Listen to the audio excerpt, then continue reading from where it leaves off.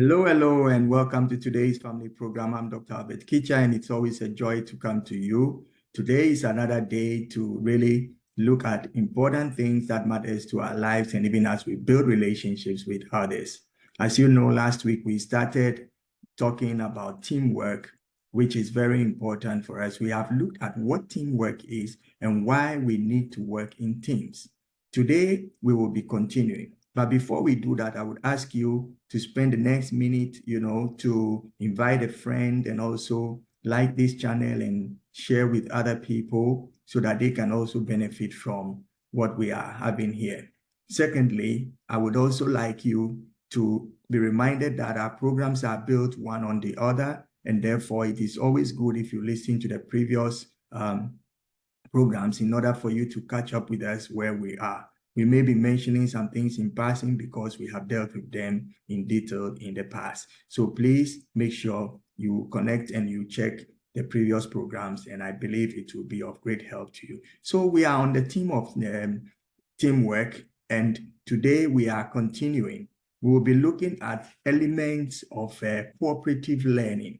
Why? Because in teams we learn. In teams, we exchange ideas. In teams, we pool our resources, talents, and gifts together in order to achieve a set goal, aim, or a vision. And that is also a process through which we learn interdependence. We learn, so many things. So we'll be looking at some of the things that we can learn as we work and function together as teams.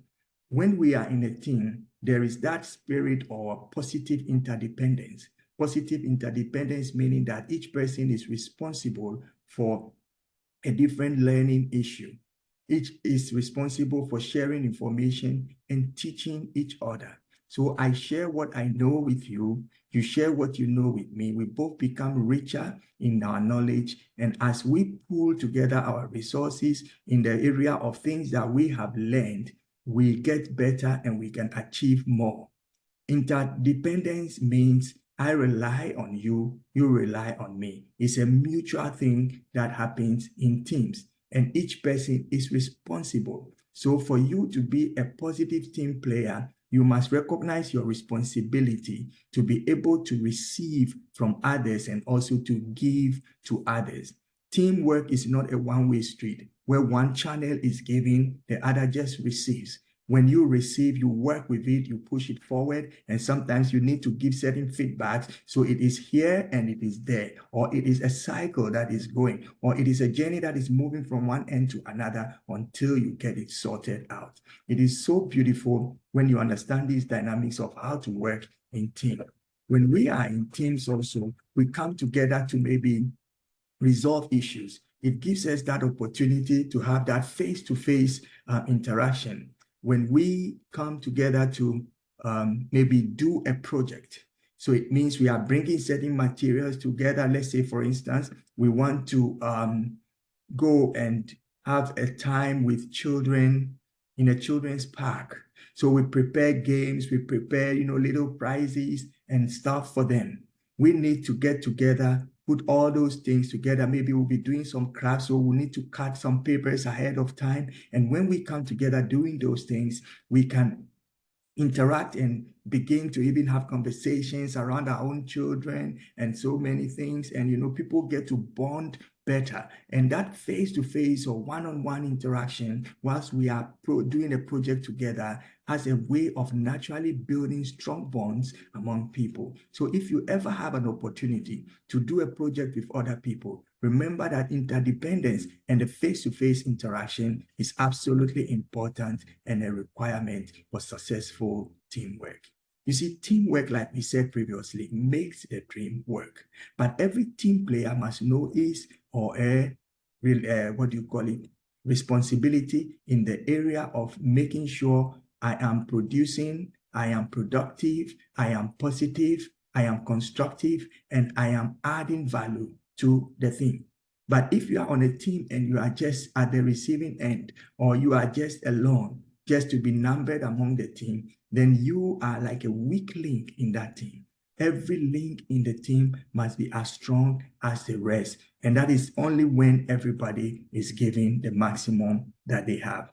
The team can come together from time to time, because right now we're living in a world where so many things happen online. We have dealt with this topic previously, years and years ago. And actually, upon popular request, we are bringing it back to you.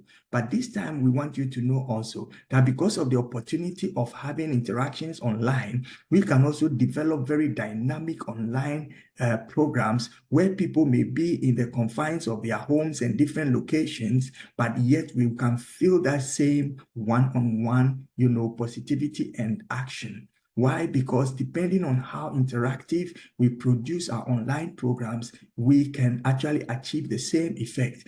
And it is always advisable also, if we are in maybe different locations, but 2 or 3 people are closer to each other and they can come hang out, it's better for 3 or 2 people to be in one place, and then they form like a cluster, a little team over there, another little team there, and then 12 of us come together in maybe 3 locations or 4 locations. And it also brings that dynamic of positive output from our work.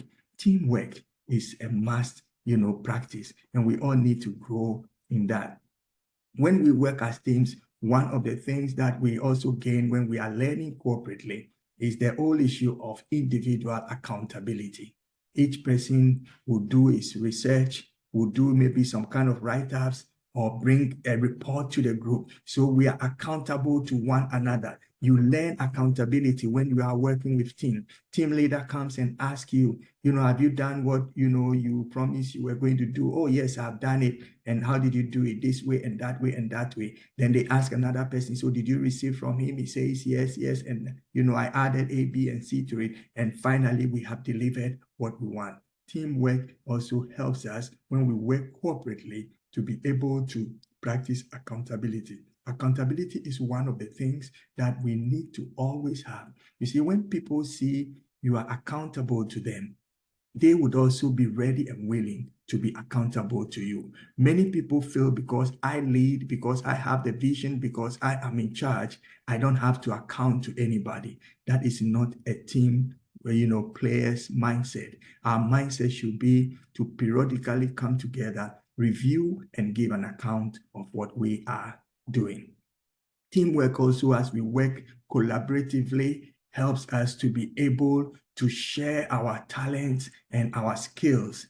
We review maybe reports that needs to come, and after that, we can reshape, rebudget, and have things going. So the whole issue of corporate learning and growing together and exchange of ideas and talents is very paramount when it comes to teamwork. I believe that you can be a good team player because you have talent, you have skills, and you have something you can share. The only thing left is to jump on board and begin to, identify a project or something that is on your heart, that is on the hearts of other people. And when you come together, we can do much, much more.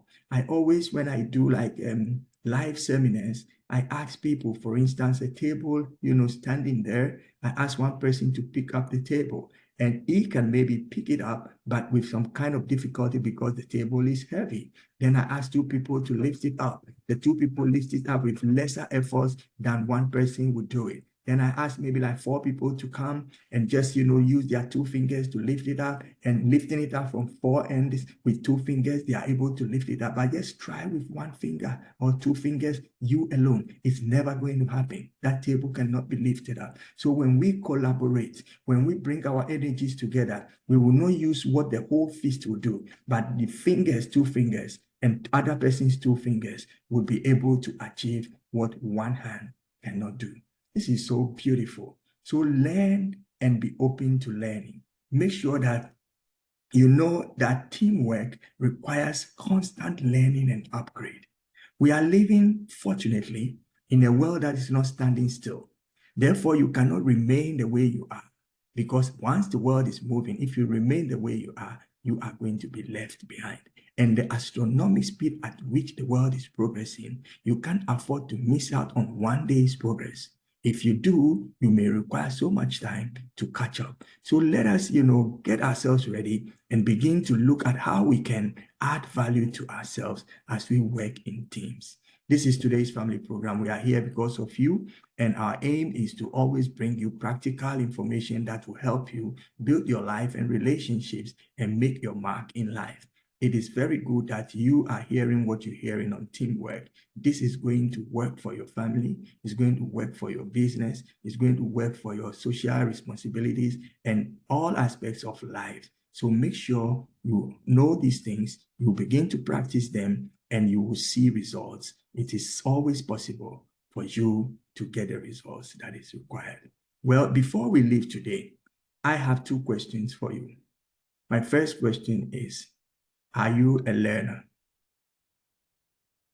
And the second question is, are you able to impart what you learn to other people? Teamwork requires that we give and we receive. And when we give what we have, the receiver gets more to add to what she or he has. And when they also give to us, we also have the opportunity to receive more than we have. So we'll come to you again as we continue in this series. But I want to remind you that a team will make the dream work. I'm Dr. Kitcher, and this has been your favorite program, Today's Family. And until I see you again next week, be good and enjoy the best of the week. And remember, as teams, we have to develop the corporate learning experience. Bye-bye.